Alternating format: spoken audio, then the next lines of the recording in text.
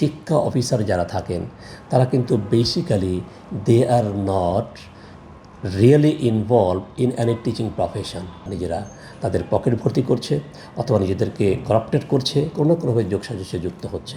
শিক্ষা কর্তৃপক্ষের জায়গা থেকে তাদের বিরুদ্ধে অ্যাকশন নেওয়া উচিত। আমি তিনটা জিনিস ক্লিয়ার করতে চাই। একটি হলো যে সরকারের নীতি নির্ধারণের জায়গা থেকে নীতি ঠিক আছে, কাগজে কলমে সকল পলিসি ঠিক আছে, কিন্তু যে জায়গাটায় সরকারের অনেক দায়বদ্ধতা ছিল সেটা সরকার কিন্তু কোয়ালিটি এডুকেশনটাকে মেনটেন করার জন্য কোনো মনিটরিং সেল কিন্তু তৈরি করেন নাই, কোনো কমিশন তৈরি করেন না। এটা কিন্তু সরকার কোনো কারেই করে নাই। সরকার কি করছেন? সরকার বলেছেন স্ব এলাকার টিএনও বা স্ব এলাকার যিনি শিক্ষার যিনি অফিসার থাকেন, এটিও টিও, প্রাথমিক স্তরে, উচ্চ স্তরে, মাধ্যমিক স্তরে, যেমন মাধ্যমিক স্তরে শিক্ষা অফিসার থাকেন, এদেরকে দায়িত্ব দেওয়া থাকে।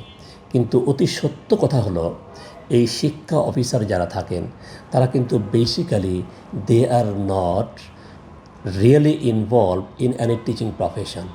They are just officers. They don't have even minimum knowledge how to develop the quality education. They are not themselves trained by the teachers.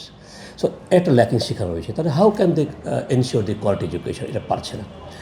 এখন আসুন আমাদের দ্বিতীয় স্তরে, সরকার ঠিক আছে, সরকার কিন্তু দায়িত্ব দিয়েছে, দায়িত্বশীলরা দায়িত্ব পালন করছেন না, নাম্বার ওয়ান। নাম্বার টু হচ্ছে এরপরে যারা দায়িত্ব পালন করবে, যাদের দায়িত্ব পালন করবে, যেমন হেড শিক্ষক থেকে শুরু করে প্রিন্সিপাল থেকে শুরু করে আদার যারা আছেন, সেইখানে দেখা যায় যে আমাদের শিক্ষা প্রতিষ্ঠানের যতগুলো শিক্ষক রয়েছেন এবং শিক্ষা প্রতিষ্ঠান প্রধান রয়েছেন প্রত্যেকেই কিন্তু ওই শিক্ষা অফিসারদের সাথে একটা লেয়াজও মেনটেন করে এবং ওদের সাথে একটা প্রকাশকদের একটা লেয়াজও মেনটেন করে কোনো না কোনোভাবে কিন্তু তারা নিজেরা তাদের পকেট ভর্তি করছে অথবা নিজেদেরকে করাপ্টেড করছে, কোনো না কোনোভাবে যোগসাজশে যুক্ত হচ্ছে। কোকো ও শিয়া বাটারের ইউনিক কম্বিনেশনে তৈরি Natura expert care body lotion স্কিনের ড্যামেজ হিল করে, ত্বক রাখে সফট ও ময়েশ্চারাইজ। লুকিয়ে আর কতদিন? Bye bye damage skin.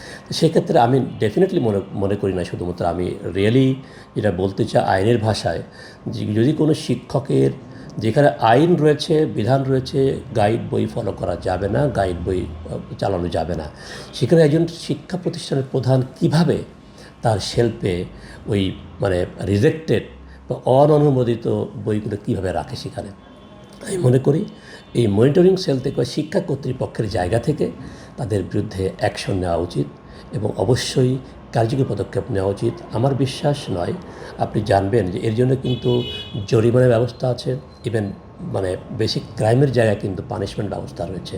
আমি মনে করি যে সকল শিক্ষা প্রধানদের কাছে এই জাতীয় বই তার অফিসের মধ্যে শোভা পায়, সেটা on kind of the educational crime এবং টিচিং লার্নিং মেথডে একটা বড় ক্রাইম কিন্তু এখানে রয়েছে। তো এই জায়গা থেকে আমি ডেফিনেটলি মনে করি কোনো শিক্ষক হয়ে যেখানে সরকার নীতি রয়েছে, গাইড ফলো করা যাবে না, সেই গাইডগুলোকে আমি কেন নিচ্ছি? একটা কথা আমি বলে রাখি, সেক্ষেত্রে কোনো এমন হতে পারে যে গাইড কর্তৃপক্ষ যারা আছে অনেক সময় রিভিউ করার জন্য টিচারদের বই দিয়ে থাকেন। আমি মনে করি যে রিভিউ করতে নেওয়ার আগে তাকে চিন্তা করতে হবে যে এটাকে অনুমোদিত। Am I paid for that one? Am I given any kind of instruction from the government? No instruction given from the government. Government rather has forbidden to publish the guidebook, to follow the guidebook. So যেখানে সরকার যখন নিষেধাজ্ঞা জারি করেছে, সেখানে as a class একজন শিক্ষক প্রধান হিসাবে, শিক্ষা প্রতিষ্ঠান প্রধান হিসাবে আমি কেন সেই গাইডগুলো আমার পিছনে রাখবো? এটা রাখি কেন?